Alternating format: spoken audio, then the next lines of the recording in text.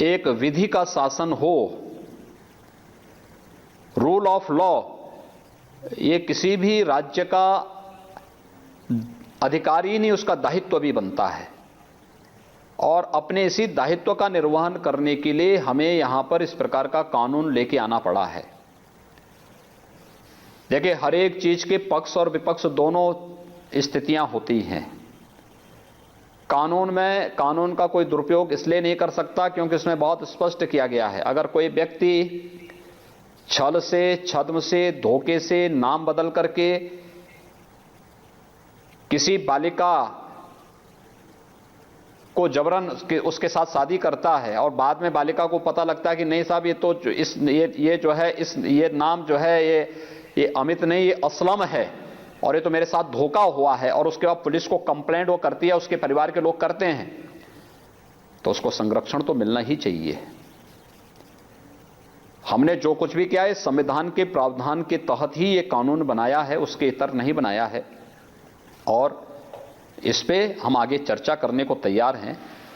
लेकिन हर एक बालिका को, हर एक महिला को सुरक्षा प्रदान करना, रूल ऑफ लॉ प्रदेश के अंदर दिखाई दे, कानून व्यवस्था का कोई संकट कहीं न खड़ा हो, इसके लिए हमें इस प्रकार का कानून बनाने की आवश्यकता महसूस हुई। और उसके बाद आपने देखा होगा कि एकाएक बहुत सारे ऐसे मामले सामने आए जिसमें लोगों ने कहा कि साहब हमारे साथ धोखा हुआ है और इस चीज को हमें इस रूप में करना चाहिए। हमने उस पर कार्रवाई शुरू की है। योगी जी, इसमें एक दो विषय हैं। पहली बात तो यह कि अगर किसी लड़की से झूठ बोलकर व्यक्ति सामने वाला धर्म छुपाकर शादी करता है, ये धोखाधड़ी हुई, तो इसका उसके पास कानूनी विकल्प पहले भी था। इसलिए मेरा ये सवाल था कि खास तौर पर एक विशेष इस काम के लिए कानून बनाने की नौबत क्यों आई? और आरोप यह है कि ये कानून इसलिए आप लेकर के आए हैं कि किसी भी हिंदू लड़के और मुस्लिम लड़के की शादी ना हो। सब पे देखिए, ये सभी पे लागू, ये कहीं नहीं लिखा हिंदू और मुस्लिम।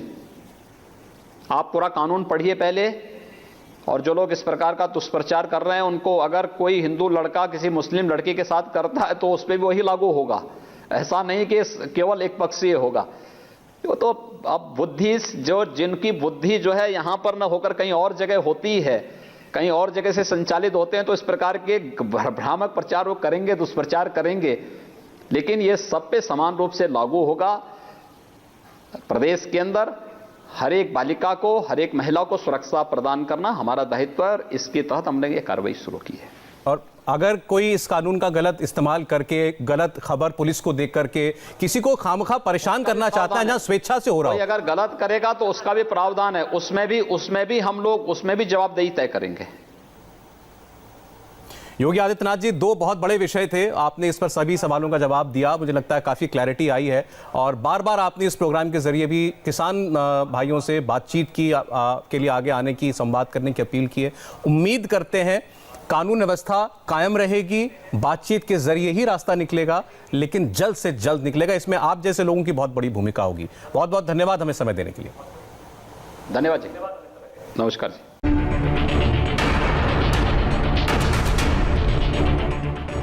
सरकार ये है कि लगभग 1 महीने से जारी किसान आंदोलन में शामिल किसानों को, किसान नेताओं को किसी तरीके से समझाया जाए, यह आंदोलन खत्म हो। खास तौर पर दिल्ली चारों तरफ से जैसे घिरती जा रही है, ये केंद्र सरकार की मुसीबत को और बढ़ा रही है। लेकिन किसान अपनी मांग पर कायम है। तीनों कानून वापस से कम उन्हें कुछ भी मंजूर नहीं है, तो रास्ता निकलेगा कैसे?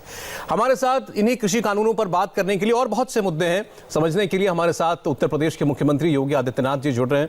योगी जी, आपका बहुत बहुत स्वागत है इंडिया टीवी पर। धन्यवाद जी। योगी जी, आज हम आपसे बात कर रहे हैं तो किसान नेता जो हैं वो आगे की पेशकश जो सरकार की हुई है बातचीत की, उस पर क्या रुख रखना है वो तय करेंगे। आपने एक बार फिर दोहराया कि जो लोग किसानों का भला नहीं चाहते, जो लोग नहीं चाहते किसानों की आय बढ़े, उनकी तरक्की हो, उन लोगों ने कुछ किसानों को बरगलाया है, कुछ किसानों के बीच में कुछ भ्रम पैदा करने की कोशिश उन्होंने की है। लेकिन सर, सवाल यह है कि इसका निदान हो क्यों नहीं रहा? इतने दौर की बातचीत होने के बावजूद आप जैसे मुख्यमंत्री कई प्रदेशों के, वो लगातार किसानों से संवाद कर रहे हैं। आखिर किसानों का एक तबका मानने को तैयार क्यों नहीं है? देखिए, लोकतंत्र में हमें संवाद की ताकत को महसूस करना होगा। और जब सरकार बार बार कह रही है कि हम लोग आपसी बातचीत से इस समस्या का समाधान चाहते हैं, केंद्र सरकार इसमें बातचीत करने के लिए हमेशा हर समय तैयार है, लेकिन जानबूझ करके रोज नई शर्तों को रखना और केवल एक ही बात को लेकर के उसी की जो है लगातार पुनरावृत्ति करना, मुझे लगता है कि समस्या के समाधान की दिशा का एक बहुत अच्छा संकेत नहीं माना जा सकता है। देखिए, पिछले 6 वर्षों के दौरान केंद्र में मोदी जी के प्रधानमंत्री बनने के बाद किसानों के हित के लिए जितने कार्यक्रम हुए हैं और जिस प्रभावी ढंग से पूरे देश के अंदर वे योजनाएं लागू हुई, और खासतौर पर भारतीय जनता पार्टी शासित राज्यों में आजादी के बाद कभी नहीं हुआ। उस सब के बावजूद भी इन सभी योजनाओं को, यानी मृदा स्वास्थ्य परीक्षण के कार्ड वितरण के से लेकर के प्रधानमंत्री फसल बीमा योजना, प्रधानमंत्री कृषि सिंचाई योजना, आज जो लागत का 1.5 गुना तक दाम किसानों को एमएसपी के माध्यम से मिल रहा है, यह भी प्रधानमंत्री मोदी जी की देन है। स्वामीनाथन कमेटी की रिपोर्ट को जिन लोगों ने लागू नहीं होने दिया था, वे लोग आज उकसाने का कार्य कर रहे हैं, भड़काऊ बयान देकर के कहीं ना कहीं भ्रम की स्थिति पैदा करने का प्रयास कर रहे हैं। लेकिन मोदी जी ने किसानों के हित में, देश की खेती किसानी के हित में इसको लागू कराया। देश के अंदर एमएसपी की बात हो या फिर प्रधानमंत्री किसान सम्मान निधि, याद करिए पिछले यानी फरवरी 2019 में प्रधानमंत्री किसान सम्मान निधि प्रधानमंत्री जी ने लॉन्च की थी, और फरवरी में जो लॉन्च की थी उस समय नवंबर से ये पैसा आना प्रारंभ हो गया था। नवंबर 18 से लेकर के अब तक देश के किसानों के खातों में 1,08,000 करोड़ रुपए से अधिक की राशि किसानों के किसान भाइयों के खातों में पहुंची है। लोग उस समय इस बात को कहते थे कि देखिए ये तो केवल चुनावी शगुफा है, लेकिन आप देख रहे होंगे 2 साल के बाद भी अभी परसों 25 तारीख को प्रधानमंत्री किसान सम्मान निधि 18,000 करोड़ रुपए 9 करोड़ किसानों के खाते में प्रधानमंत्री जी के द्वारा एक साथ उपलब्ध कराई जाएगी। यानी किसान का हित हमारे लिए सर्वोपरि है, यह हमारे लिए अन्नदाता है जी, और अन्नदाता किसानों का हित सर्वोपरि है। इस बात को ध्यान में रख करके ही केंद्र सरकार ने 3 कृषि संबंधी कृषि क्षेत्र में व्यापक सुधार के लिए 3 कृषि कानून बना करके किसानों के जीवन में व्यापक परिवर्तन हो, व्यापक खुशहाली हो, इसी दिशा में प्रयास प्रारंभ किए हैं। बार बार सरकार कह रही है कि एमएसपी समाप्त नहीं होगी, मंडियां बंद नहीं होंगी, किसानों के खेत को कोई भी व्यक्ति गिरवी नहीं रख सकता, और किसान को अपनी उपज को बेचने के लिए मंडी के अलावा अगर उसे लगता है कि उसके दाम, अगर गाजियाबाद के किसान को लगता है कि उसे दिल्ली में ज्यादा दाम मिल सकता है तो दिल्ली में बेचने के लिए स्वतंत्र होगा। किसान के उस उपज पर कोई भी टैक्स नहीं लगेगा। 1 नेशन 1 मार्केट की व्यवस्था का लाभ किसान को मिल सके, यह गारंटी भी अगर किसी ने दी है, प्रधानमंत्री मोदी जी इन बिलों के माध्यम से दे रहे हैं, तो फिर किसान के व्यापक हित में उठाए गए कदमों का स्वागत होना चाहिए। इस सब के बावजूद सरकार इस बात को मानने को तैयार है कि भाई आप बताइए कहां पे कौन सी ऐसी चीज है जो किसानों के हितों के विपरीत है। उस पे सरकार बातचीत करके उसका योगी समाधान जी, यही सबसे बड़ा सवाल है। हमने भी बहुत सारे किसान नेताओं से ये तो बातचीत से होगा। यही सवाल हमने बार बार कई किसानों से, कई किसान नेताओं से भी पूछा कि सरकार आपकी मांगों को उसमें जगह, कानून में जगह देने के लिए तैयार है, आपके सारे संशयों को दूर करने के लिए तैयार है। उनका कहना यह है कि अगर सरकार गंभीर है इस समस्या का समाधान निकालने के लिए तो पहले इन तीनों कानूनों को स्थगित करें और फिर हम बात करेंगे। उनका कहना है कि बात करने के लिए भी पहले यह जरूरी है कि कानूनों पर रोक लगे। देखिए, हमें संसदीय लोकतंत्र में किसी भी संस्था की अवमानना या उसका अपमान नहीं करना चाहिए। अगर संसद ने कानून बनाए थे और कानून बना करके सभी राजनीतिक दलों ने, देखिए कानून इससे पहले, चाहे आप किसी भी कानून को देखेंगे, जब संसद कोई कानून बनाता है उससे पहले उस विभाग से संबंधित स्टैंडिंग कमेटी में उस पर व्यापक चर्चा होती है। उससे पहले विभाग में चर्चा होती है, यानी विभाग चर्चा करता है, सभी स्टेक होल्डर्स के साथ चर्चा होती है, फिर स्टैंडिंग कमेटी उसमें यानी स्टैंडिंग कमेटी एक मिनी संसद होती है, सभी दलों के प्रतिनिधित्व उसके साथ होता है, उसमें व्यापक चर्चा होती है और फिर उसके बाद ही वह संसद में एक कानून पास होने के लिए आता है। संसद ने पास किए हैं।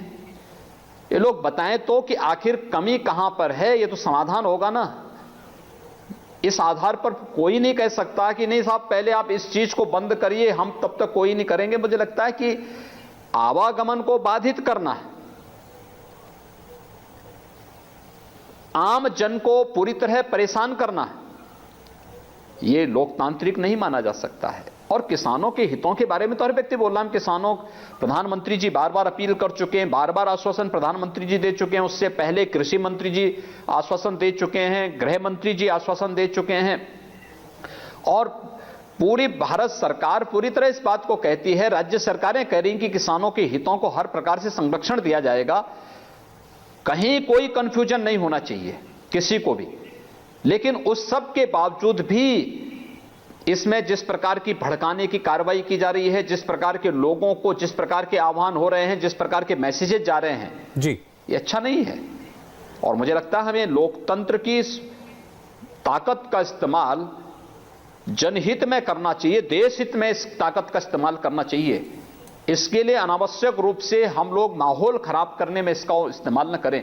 और मेरी तो विनम्र अपील होगी अपने सभी किसान नेताओं से भी कि देश का ज्यादातर किसान इन कानूनों का समर्थन कर रहा है, लेकिन अगर कहीं किसी को कोई कंफ्यूजन है, भारत सरकार बातचीत करने को तैयार है, वे लिख के दें। भारत सरकार उनके साथ बैठने को तैयार है, हर प्रकार से समस्या का समाधान चाहती है और बहुत अच्छी चीज होगी अगर इस समाधान का रास्ता निकल सके और सभी पक्ष इसमें संतुष्ट हो सके। योगी जी, समाधान का रास्ता निकलेगा उससे पहले यह समझना जरूरी है कि इसको आप लोग, आपसे मेरा तात्पर्य है राज्य सरकार या केंद्र की सरकार, इससे किसानों का आंदोलन मानती भी है या नहीं है।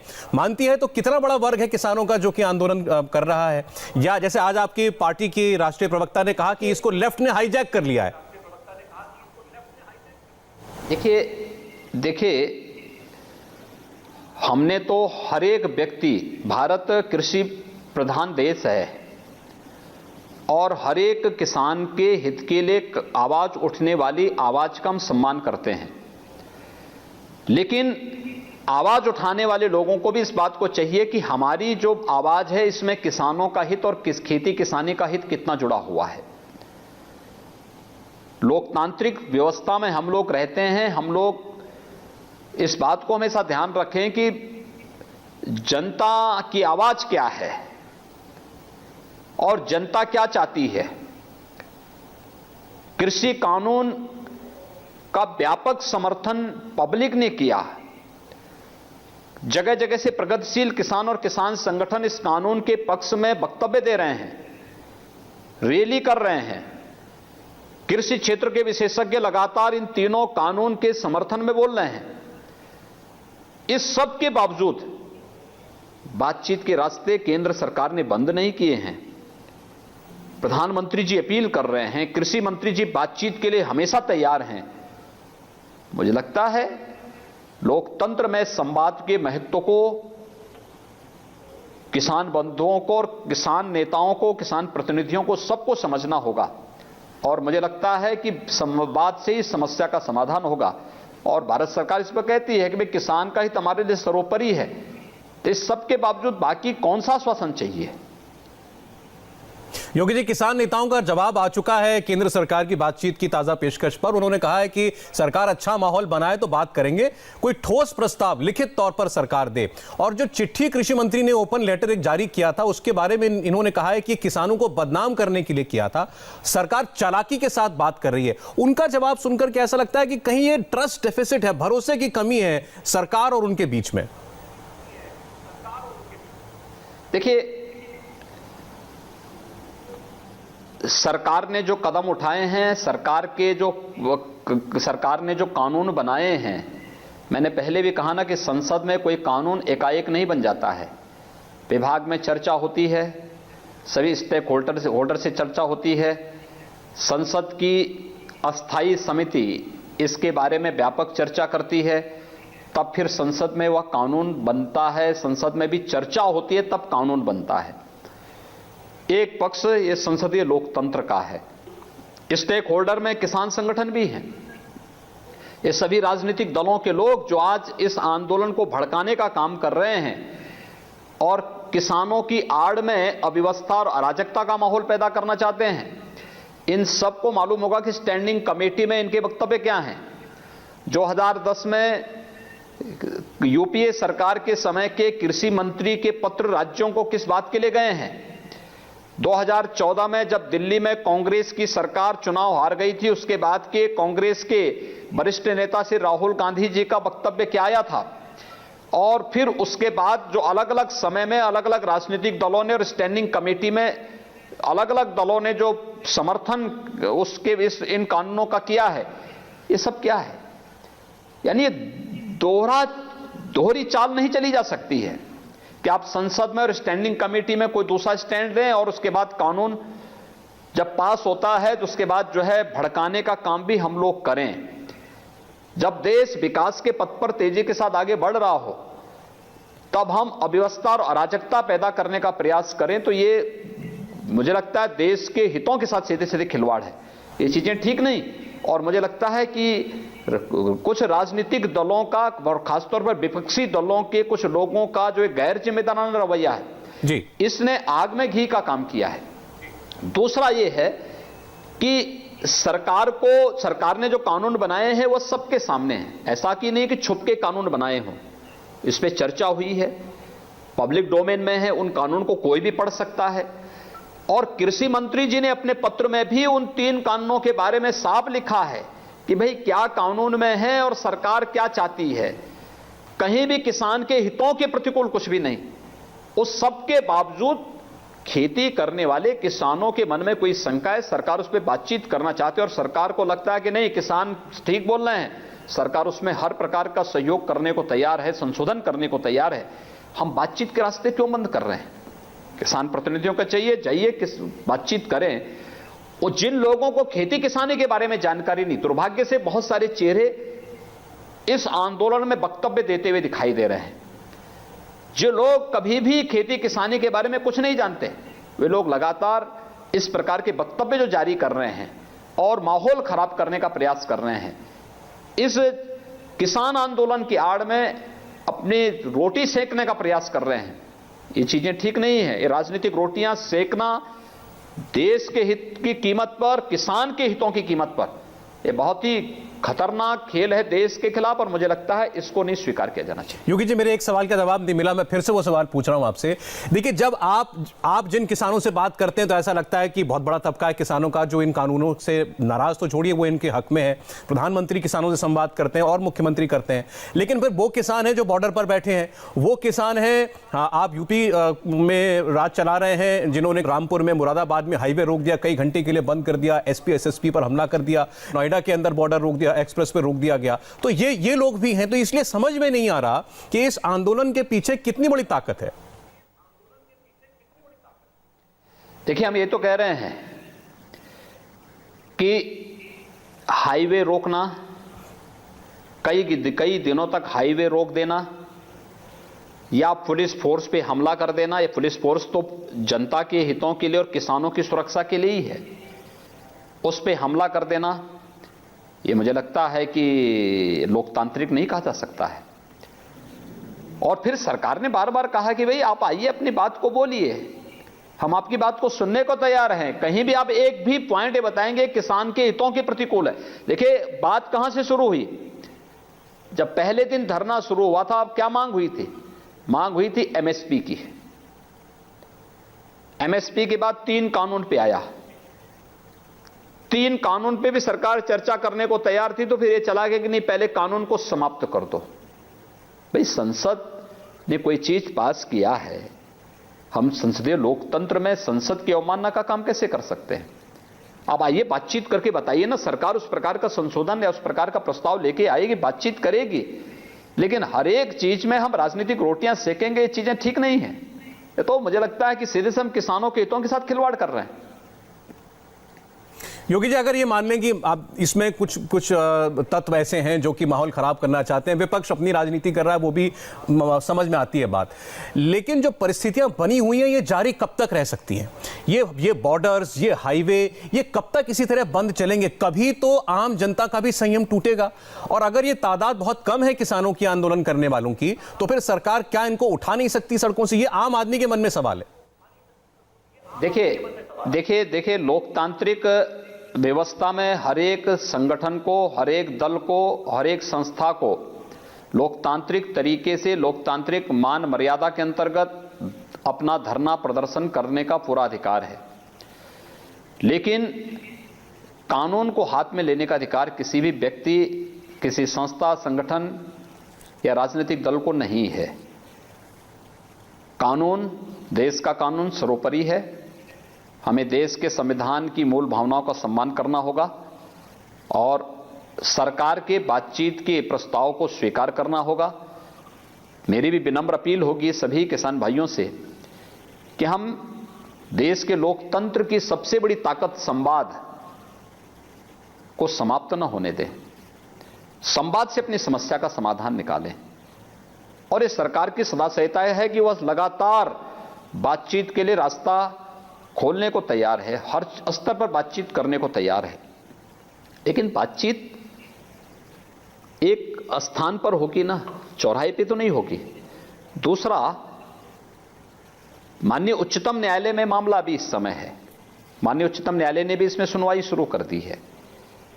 अब हमें धैर्य के साथ, या तो हम सरकार से बातचीत करें या पूरी लोकतांत्रिक तरीके से धैर्य के साथ इंतजार करें सुप्रीम कोर्ट के उसका, कि माननीय उच्चतम न्यायालय या तो इस पे कोई डायरेक्शन दे दे या फिर सरकार के साथ बातचीत से किसान प्रतिनिधिगण इस समस्या का समाधान करें।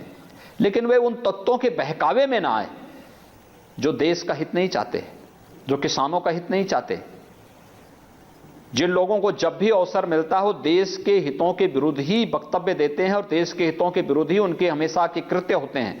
ऐसे लोगों पर कभी भी विश्वास मत करिए, क्योंकि इन लोगों के द्वारा न किसानों का हित इनके लिए, किसानों का इनके एजेंडे में न किसानों का हित है न देश का हित है। इसलिए ऐसे लोगों के बहकावे में बंधुओं को तो नहीं आना चाहिए। और खासतौर पर जो पंजाब के किसान हैं या उनके आह्वान पर जो अन्य किसान उनके समर्थन में लगे हैं, उनको भी मैं अपील करूंगा कि वे इन चीजों को ध्यान में रखेंगे कि हमें सरकार के संवाद के इस प्रस्ताव को स्वीकार करना चाहिए और सीधे जाके बातचीत करके दो टूक अपनी बातों को लिखित रूप से देना चाहिए कि इन मुद्दों पे हमें चर्चा करनी है और इस समस्या ये है, इसका समाधान ऐसा है। सरकार उसमें आपके साथ, विशेषज्ञों के साथ बातचीत करने को तैयार है और समाधान का रास्ता निकालने को तैयार। योगी जी, भी आपने पंजाब का जिक्र किया, क्या आप ये मानते हैं कि ये विशेषकर पंजाब का और कुछ हद तक हरियाणा के किसानों का आंदोलन है? अगर इसको माना जाए कि